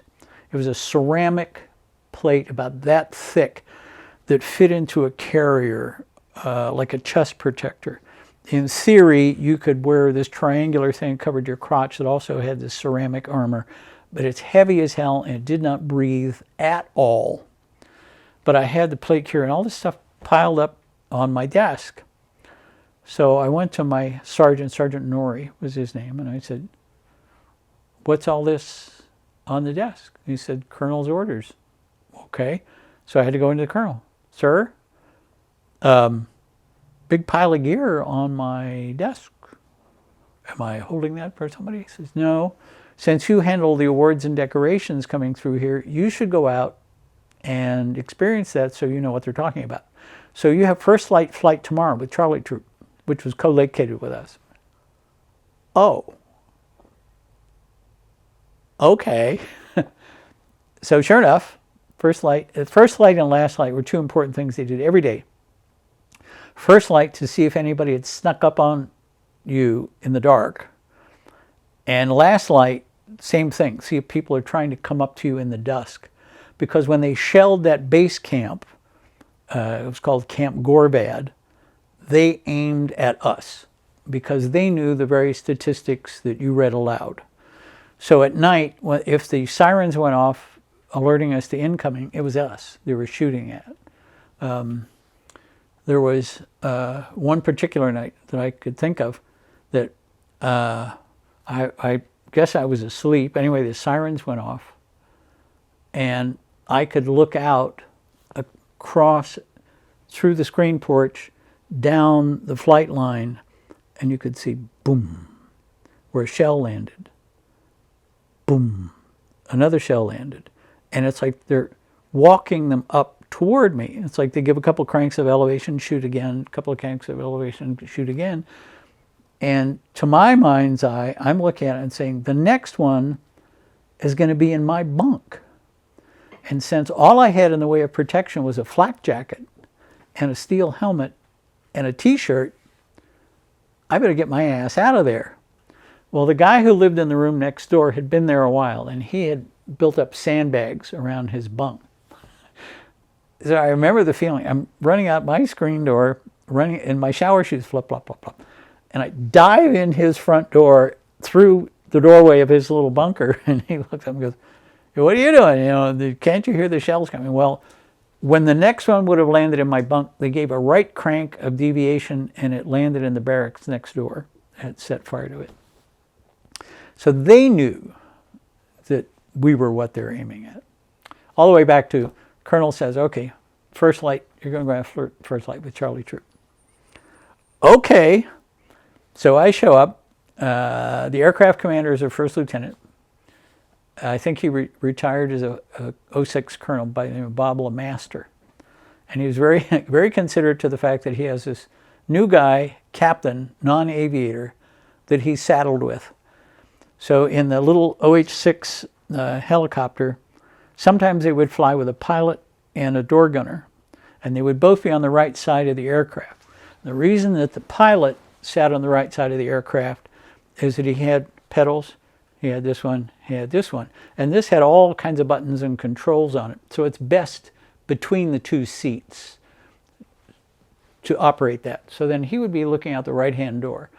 So then the door gunner had a harness and a bungee cord, and he sat on the floor of the helicopter with his feet on the skids, looking out the right door. And he had an M60 machine gun in his lap, usually tethered, but so he could hose it.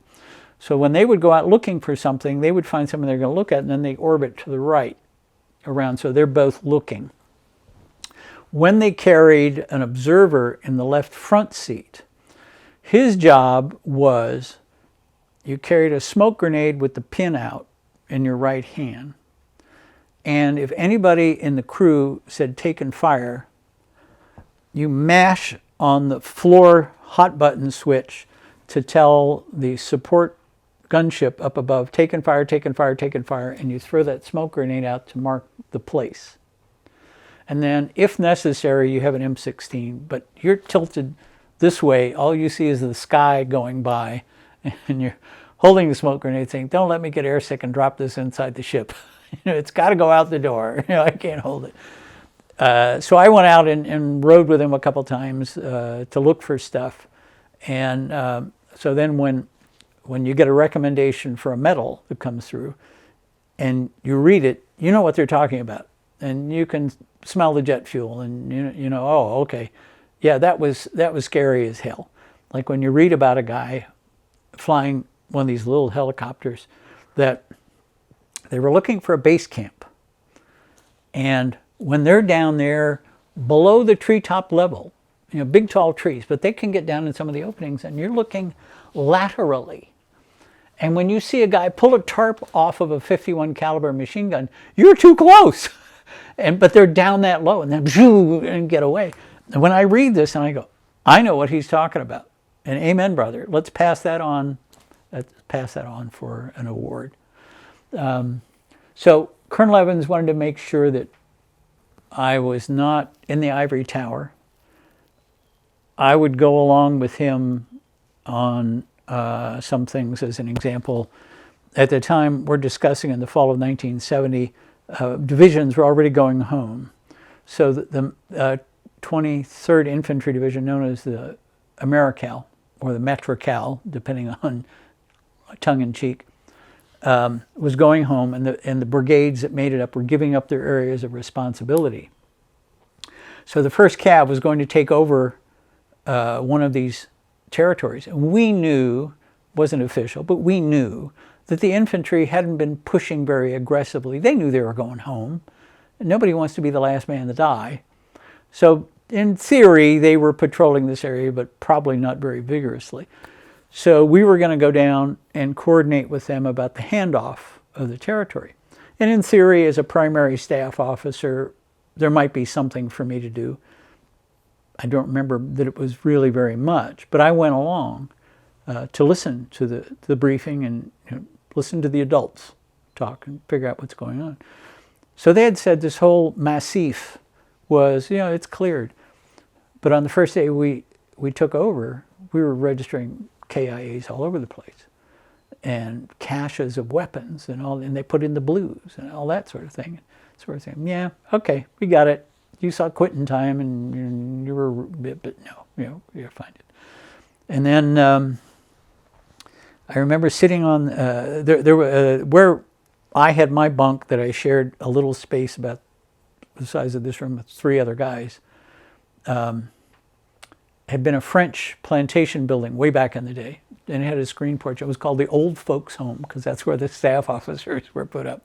We were old. I was 23, and we were sitting on the screen porch toward the end of 1970 when the news came down about the Santé raid. You okay with the Santé raid? Hanoi Hilton. That they put together that special forces group that they were going to go and crash helicopters in the fence line to try to liberate the guys in Hanoi Hilton. It was at the place it was located was called Santé. And they had been training for this for months in the States, and then they put it on, they went in, and the North Vietnamese had just moved the POWs like within days before this raid occurred. When the news broke about that going on, our reaction was, we could have done that. Why didn't they ask us? We'll go. We're several hundred miles away. We're down north of Saigon, and this was up near Hanoi, but we could do that. That was just the attitude. Oh yeah, we can do that. So I remember having that conversation. Colonel Nevins saying, calm down. They know what they're doing. Yeah, we could do it, but they had other things to do. So we were coming up to, I think it was New Year's, and the U.S. forces had this, I guess it was a policy, that when holidays were coming up, either Vietnamese holidays or American holidays, they would declare a truce. Now that didn't mean the bad guys were going to observe the truce, but we were the good guys, and so we were going to have a truce. I think this one was going to be New Year's. And I got told, there's a meeting, you need to come right away. Okay. So I go in, and it was like in somebody else's mess hall, but it was a lot of people in there, and Colonel Evans was there. So the intel guys got up and said, we have reliable reports of white POWs at such and such a place. They've been seen by more than one person, Vietnamese, with these prisoners with them, and we want to go get them. So Colonel Evans has been tasked. He's going to form a task force. So now's the time to start talking. How are we going to do this? Oh, be aware, TikTok, at sundown, either tomorrow or the next day, something like that, was going to start the New Year's truce. We can't have operations after sundown on such and such a day. Now, mind you, we created the deadline, but we're the good guys, so we're going to stop the deadline.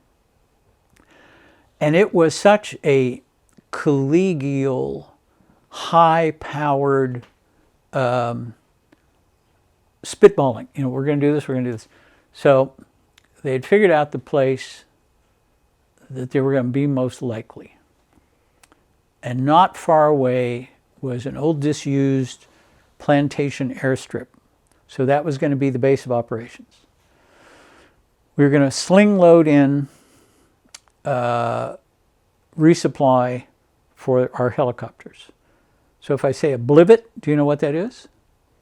Okay, imagine a bicycle tire, I'm going from memory, we'll call it 8 feet high. And the tube is this big. And in the middle is an axle. Well, you can fill that inner tube with all kinds of liquids. And then with this axle through the middle, if you needed to, you could pull it behind a vehicle and it would roll. But that axle also doubled as the valve.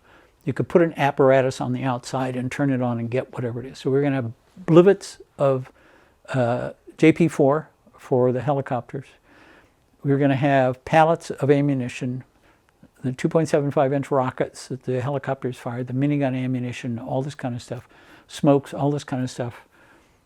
We had arranged for a forward hospital unit was going to be there, how many doctors, how many nurses, what medevac was going to have to be on the scene. We had no idea what condition they were going to be in. Well, if we knew, and I knew this is me. If we knew there was going to be 4 to 6 POWs, how much, do we, what kind of, we need O blood because you can give it to anybody. We need, we need all this kind of, and they're saying, okay, this is our shopping list. We're going to get all that together. What birds are we going to take? Scout birds are going to go in first, and we're going to insert the blues. How much infantry do you need to be ready to stand by? Part of the 1st and 9th Cav at the time was all of the 1st and 9th Air Cav, plus we had H Company, 75th Rangers. We also had a scout dog platoon. We want the dogs to track them down. Air Force was ready to come in on demand. And all this stuff, and everybody was leaning into the harness. We want to do this. What more can we do? What more can we do? What more can we do? So as the adjutant, I was the guy who was coordinating a chaplain, the medical people, somebody from personnel to try to identify who they are. We don't know if they had their dog tags. We're going to be able to fingerprint them on the side. All this kind of stuff. All ginned up, and tick-tock, we're on the clock. So the morning of the operation, like pre-dawn hours, we all go out. I'm at the airstrip trying to coordinate all the stuff that's going on, and we're all listening to the radio. We set up a tent with the radios. We had the generators going so we could listen to all this stuff. They found a bunker where they had been, that the rice was still boiling and the human waste was still warm to the touch, but no people. And sundown came and we had to shut it down. But that's the kind of stuff the 1st to the 9th did. And they don't train you for that stuff in school. It's just, here we go. So how long was the training period that you had to shadow and learn this process? Well, I was in ops for about a month, long enough to get an evaluation report, which first time I had heard this was from my mentor, Chuck McMenemy. He said, you want to make sure you stay here 30 days, because in a war zone, 30-day assignment in a spot, you get an evaluation report. You want that in your file, because you want record that you've been in operations in your file. Nobody had ever told me about the idea of making sure there's a scorecard in your personnel file of the stuff you've done. He was the one that put me up for a Commendation medal for the work that we did creating Echo Troop. He said, you want that in your file? He said, you did something special. No, you didn't risk life and limb, but you did something that made a difference. You created Echo Troop, and the statistics jumped up on account of you. And so he wrote all that stuff up. I had never been an adjutant before, but he had a book from an Army school he had been at with staff responsibilities, and he slipped it to me on the QT. He said, you don't need to tell them you've got that book, but read up on it, because otherwise other staff officers will bully you into taking over jobs that they don't want to do. Read up on that. So I was with Chuck about a month.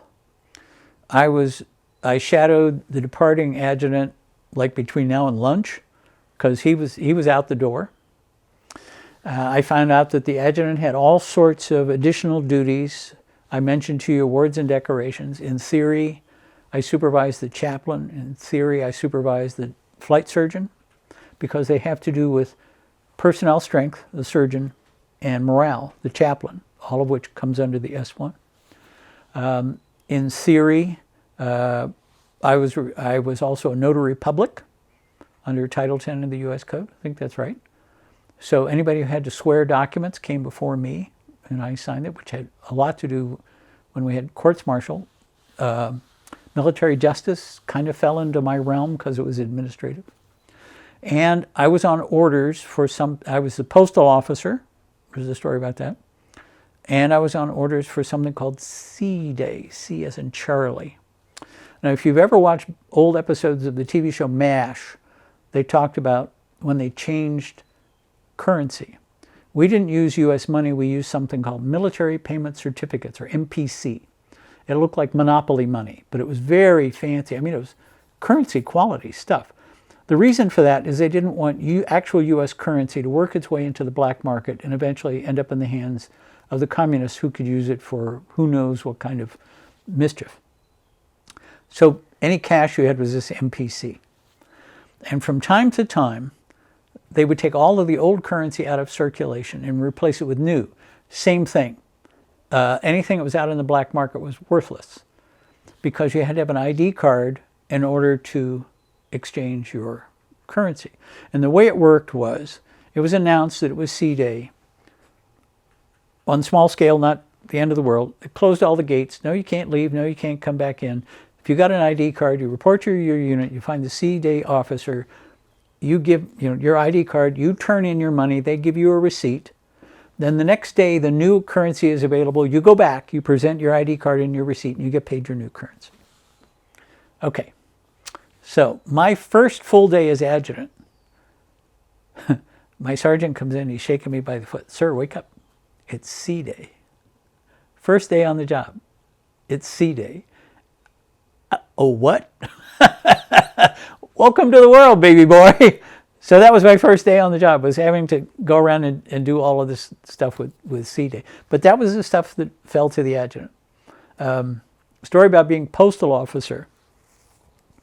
It's a big deal in the military that only people who are properly credentialed are allowed to handle the U.S. mail. Big deal. So I was on orders as the postal officer. I had one or two enlisted guys under me that all they did was handle the mail. When the Cav troops sent their helicopters back to the squadron headquarters to pick up their mail, whoever handled the canvas bag had to be on orders as a postal handler, postal clerk. So once or twice a day, I'd go to the post office and see, what's going on. So I went in, and here's my guy working at a table, and I'm looking around going, what's this over here? There's a stack of envelopes addressed stateside, various ones. And he said, oh, those have dope in them. What? How do you know? He said, well, look how bulky they are.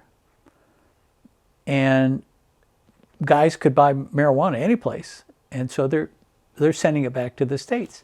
I said, well, how do you know it's dope? And he said, well, first of all, if you look at the return address, by the way, any mail sent from a combat zone, you didn't need stamps. Up where the stamp goes, you wrote free. As long as the return address was from an Army post office or a Navy post office in a combat zone, it went posted free, went airmail.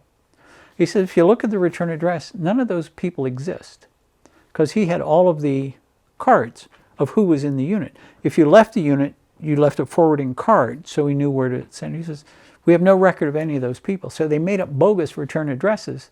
They're mailing to the States. I said, so what do we do with these? He said, well, we hold them, we give them to the postal inspectors. And the postal inspectors then ship them to the States, and they deliver them to the address, and they wait and see who picks it up and get you. Okay, so that was the first revelation. Oh, my God. And then there was a stack of cigar boxes all bound up with brown paper and string. I didn't know they were cigars, but it was this package. So I look at the top, and it was addressed to a captain, somebody or other. Well, as the adjutant, I knew pretty much all of the officers in the unit. Didn't know them personally, but I knew their names. I don't recognize his name. And the postal clerk says, oh, he's not here anymore. I said, oh, well, then shouldn't we forward it? He said, oh, no, we keep those. Time out. You just told me, and now you're telling, what? What's the story? So he had a file. When the Cav had deployed in 1965, this captain had been with the 1st to the 9th. And he smoked Marsh Wheeling cigars, made in Wheeling, West Virginia, little black things. And he used up his stash. So he wrote a letter to the Marsh Wheeling Cigar Company, and he included, in those days, guys still had U.S. cash on them. And he sent this cash money, and he said, please send me whatever this will buy. And he sends it off in the mail. We have all this in the file. Marsh Wheeling wrote back, returned his money, and said, we don't want to take money from our soldiers in the combat zone. Please accept these boxes of cigars on us, and we will keep sending them for as long as soldiers need them. So we had in the file that we had written to them back in 1966 and said, this guy's no longer with the unit. And they said, we'll keep sending them in his name if that's okay with you guys. So every month or 6 weeks, a stack of cigars would appear in the mailroom, and we got to keep them. So we'd put a box out in the officers club, a box out in the NCO club, a box in the EM club, and the other ones might have gone to the dock for all I know. But the marsh wheeling people just kept sending them. We know he's not there, but we're going to keep sending them. Tell us about what happened with the Bronze Star when you got the medal. What can you take us through that day and how that went? Well, the Bronze Star is awarded for service in a combat zone. And there's two versions of it. There's one that is called the Bronze Star for Meritorious Service, and there's one called the Bronze Star with a V for Valor device.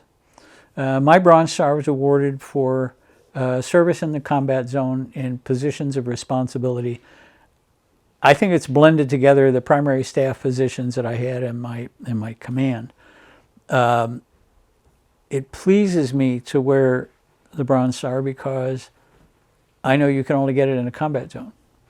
No matter how prestigious your work in the Pentagon, you don't get a Bronze Star. You might get a Legion of Merit, you might get a Joint Services Meritorious Medal, but you don't get a Bronze Star. The Air Medal was awarded for aviation in the combat zone. And that took a bit more scorekeeping. And of course, only in the 1st and 9th Cav, where everybody flies doing anything, do you keep this kind of personal records. They used to say in the days of the Old West, you could ask a cowboy to do anything as long as he didn't have to get off his horse to do it. Well, in the 1st and 9th, everybody flew everywhere. As the adjutant, I had on call within a couple hours. I could get a helicopter to go anywhere. It was like having mom, to drive you in the family station wagon. So you kept track of your hours.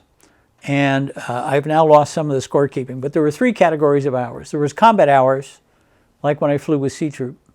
Those were combat hours because you were in direct, either seeking the enemy or you're in direct contact with the enemy.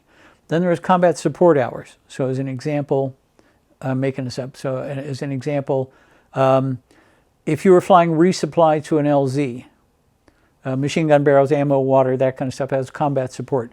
You're in the vicinity of the combat, not necessarily taking part in it. And then there's something called combat service support.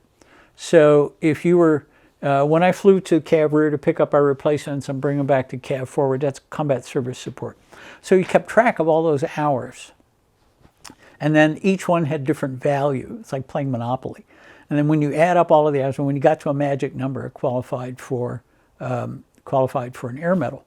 Now, our guys who flew scouts, gunships, blues all the time, they'd go through these air medals. It's like eating Cheerios. Originally, they would put an oak leaf cluster for each requalification for the medal.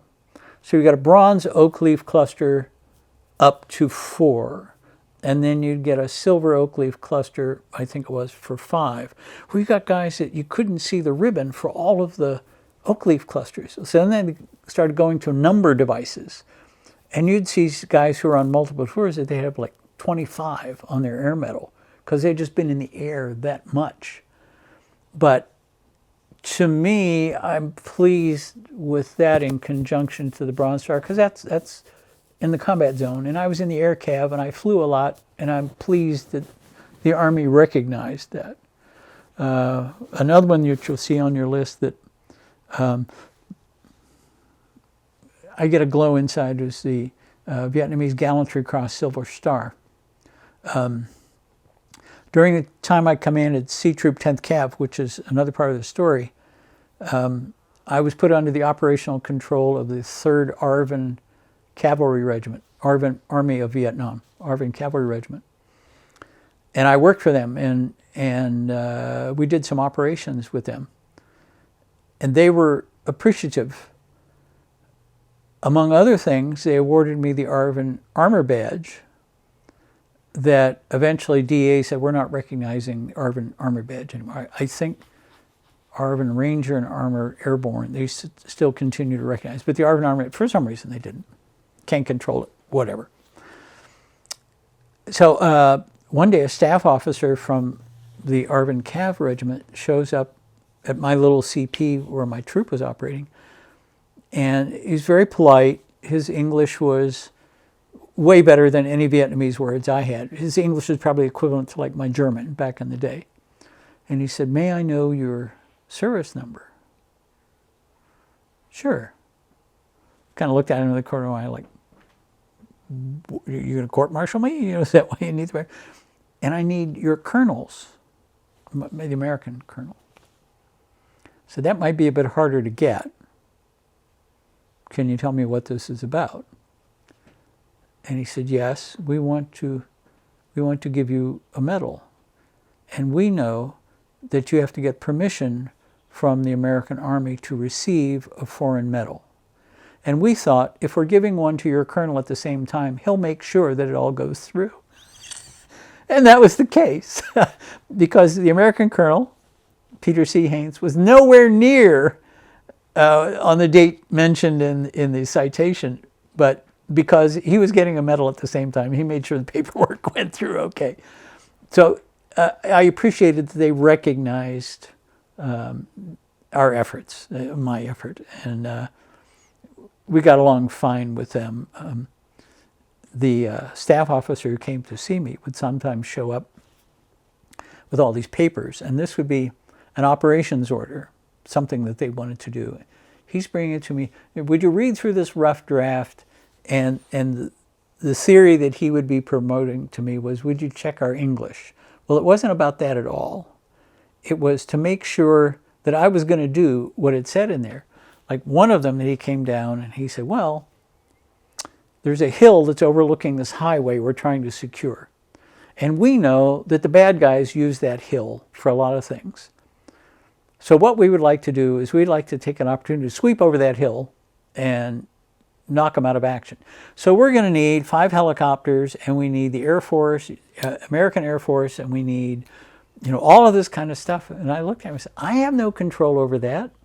I can't order up gunships and Huey helicopters for airlifts and all. I can't order that up. I can't control that." "Oh, okay." And then they just scotched it. They thought, well, I'm an American. Of course, I'd rub my lamp and I'll get a squadron of helicopters and the Air Force will come in and parachute people in. I can't do that. "Oh, okay." So then we never heard any more of it. It was something more modest that he decided to do instead. So I know we're probably going to do a multiple part interview with this, so we'll get close to the end here. Last thing I wanted to ask you about, at least for today, with your first book, or actually both books, first, do you want to talk a little bit about the titles and where people can find those? Sure. There are 2 titles. One is called Revelation, a novel of the Vietnam War. And then the second one is called Trusting Appearances, Things Are Not As They Seem. And they're available any place you buy books. Can be ordered. You can get them directly off of Amazon. You can get them off of alibris.com, Advanced Book Exchange, any of those places.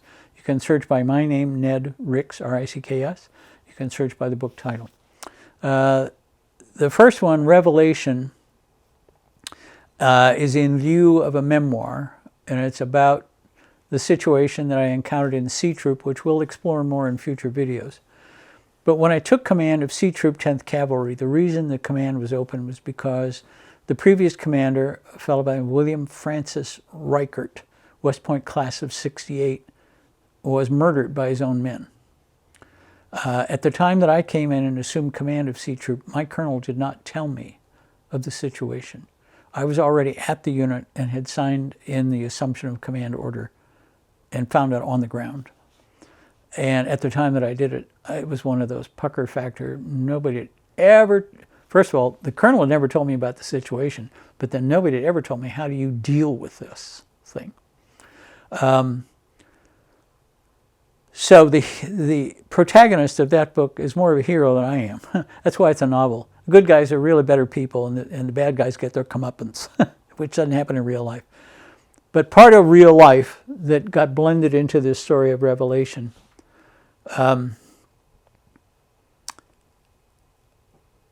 intelligence had discovered that there was an NVA regiment that was on the move, and they had a rough idea of where they were. So what they wanted to do was they wanted to advance some field artillery to be within range of the NVA axis of movement and be able to shell them from a distance.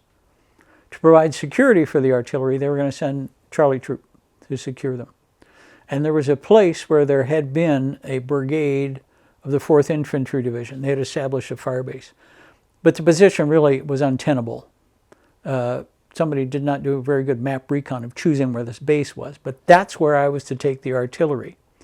And this fire base that had been lost, a brigade had been kicked off, was Fire Base Armageddon. Now, I don't know about you, but my mama sent me to Sunday school, and I knew about Armageddon being the battle at the end of days. And so the Battle of Armageddon, the end of days, in the King James Bible is in the book of Revelation.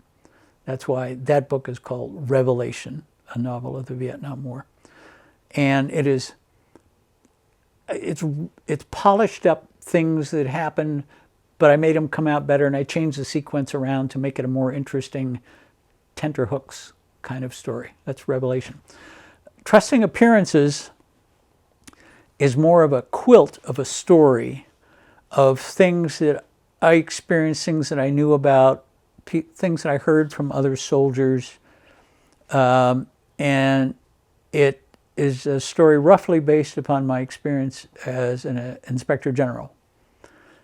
I have never heard of another military novel based upon the Inspector General service. And they are undersung, amazing people in the IG service. It's tough duty, tougher than you would imagine. So I created this character who goes through the Vietnam time, and then in the years that follow becomes an Inspector General. And the crisis point comes when this Inspector General is following up a complaint that takes place in New Orleans at the time that Hurricane Andrew comes through and all the complications of that natural disaster. And it's called Trusting Appearances after Sheridan's play of the same name, because there are a lot of things in the book that are different below the surface than they are actually. And so that's kind of a teaser. That one's also kind of a suspense/mystery that happens in a military context. Well, if I may give some of the backstory, during the time that the concept of the Air Mobile Division was being tested at Fort Benning in the mid-60s, if you're familiar at all with Mel Gibson's movie We Were Soldiers, based upon General Hal Moore's excellent book, We Were Soldiers Once and Young, while they were testing that air mobility concept, air mobile infantry, there was also the test of the air cavalry. And the man who was commanding the squadron at the time was a man by the name of John Stockton. And he was trying to instill into his helicopter pilots this concept of the cavalry, of you have to be bolder, you have to take more chances, break the rules, get out there, that kind of stuff. For instance, he encouraged the growing of mustaches, which wasn't a thing in the Army at the time. I mean, swooping handlebar kind of things. And somebody suggested the idea of wearing the cavalry hat. Well, there was no cavalry hat available. So as the story goes, somebody got a drill sergeant's hat, campaign hat, the brown thing with the beak on the top. And they creased it differently, and they dyed it black. And that was the first one. Then all of a sudden it became a thing. And so guys were getting these black Stetson hats. By the time I arrived in the squadron, it was authorized, not authorized. I managed to get my hands on one. It was way too big, so I stuffed the sweatband with newspaper because I was going to wear that Stetson hat. But it has meaning for those who can read the rings on the tree. So this one is a Stetson brand, which I think is appropriate because I went to Stetson University, named after the man who made the hats. Okay, so first of all, you can look at the cords and you can get an idea of the person you're dealing with. So an enlisted man's cords are branch color. For the cavalry, that would be yellow. For the infantry, it would be blue. For the artillery, it's red, so forth. For a warrant officer, these cords are silver and black. For a commissioned officer, the gold and black, as you see here on this one. For a general officer, it's all gold. So you can get a glance and you have some idea of who you're dealing with. My rank is here. This is the regiment that I served with in Vietnam, the 9th Cavalry, the Air Cav. Now, if you look in YouTube or images online of the active Army these days, anybody that it says cavalry after the unit designation, they're wearing the black hats. Even the infantry. Okay, if you think they're good enough to be cavalry, you go for it. And on the back, these are the regimental crests of the 2 regiments of cavalry that I served with in Vietnam. This is the 9th Cavalry, and this is the 10th Cavalry. Interestingly enough, post-Civil War, the Army needed more regiments of cavalry. So they created the 7th and the 8th, which were white soldiers, many Irish immigrants in there, hence Custer, Gario, and that kind of thing. And 2 regiments of cavalry made up of black soldiers with white officers. They were the 9th Cavalry and the 10th Cavalry, and they were known as the Buffalo Soldiers. Now, some say the nickname came about because the indigenous tribes saw the curly hair on the black African men and equated it favorably to the curly hair on the head of bison, buffaloes, and called them the Buffalo Soldiers. Others say it's because of the buffalo hide coats that they had to wear for campaigning in the winter. At any rate, these 2 regiments are known as the Buffalo Soldiers, and I served in each of those regiments in Vietnam. I've also served in the 1st Regiment of Cavalry, called the Black Hawks, which started off as dragoons back in the 1830s. The 2nd Regiment, which was in Germany. The 6th Regiment in the States, known as the Unicorns. Or if you're an irreverent soldier, it's a gold unicorn on a blue background, and we call it the Horny Horse. And the 14th Regiment when I was in Germany. So those are the cavalry regiments I've been in, and the story of the black hat.